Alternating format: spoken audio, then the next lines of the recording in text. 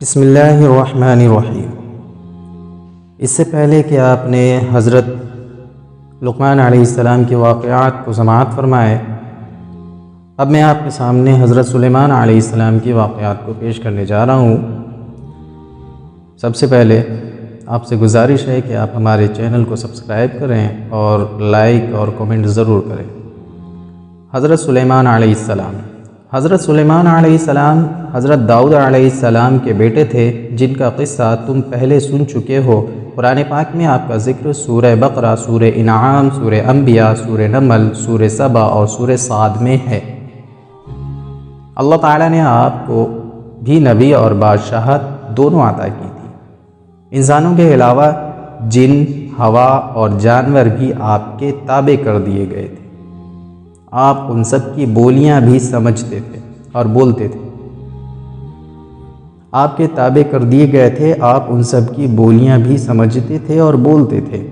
آپ کے زمانے میں بنی اسرائیل کو بہت بڑائی حاصل ہوئی اور اس سے پہلے کبھی نہ ہوئی تھی۔ حضرت سلیمان علیہ السلام بھی باوجود اتنی طاقت اور سلطنت کے اللہ کی یاد میں مشغول رہتے تھے۔ ان کو دنیا بڑی سے بڑی چیز بھی اللہ کی یاد سے غافل نہیں کر سکتی تھی۔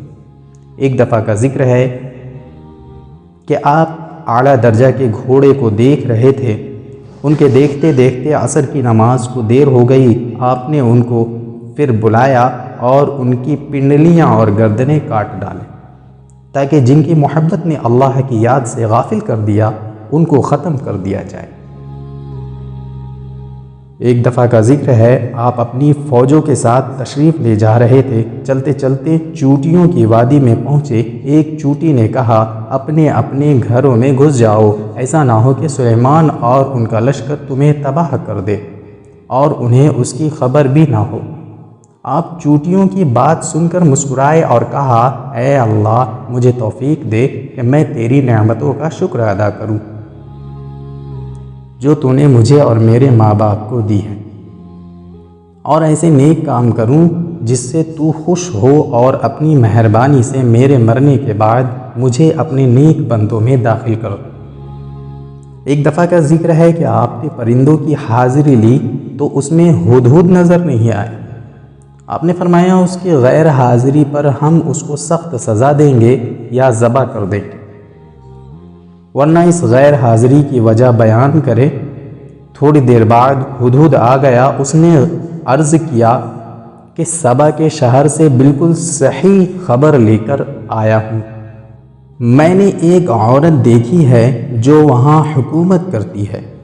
اس کے پاس ہر طرح کا سامان ہے، اس کا بہت بڑا تخت ہے۔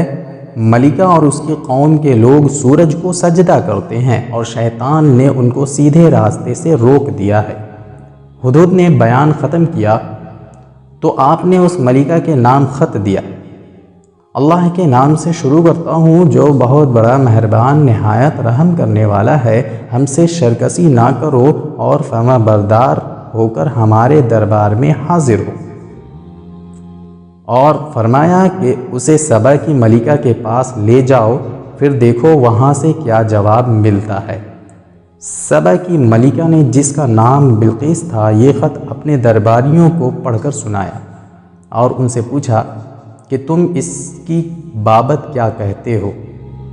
سب نے یک زبان ہو کر کہا کہ ہم بڑے طاقت والے اور بڑے لڑنے والے ہیں، ویسے آپ کو اختیار ہے، جو حکم دیں۔ ملکہ نے کہا، بادشاہ جس کسی شہر میں داخل ہوتے ہیں تو اسے تباہ و برباد کر دیتے ہیں، اور ایسا ہی یہ بھی کریں گے۔ میں ان کے پاس کچھ تحفے بھیج کر دیکھتی ہوں کہ میرے ایلچی کیا جواب لاتے ہیں۔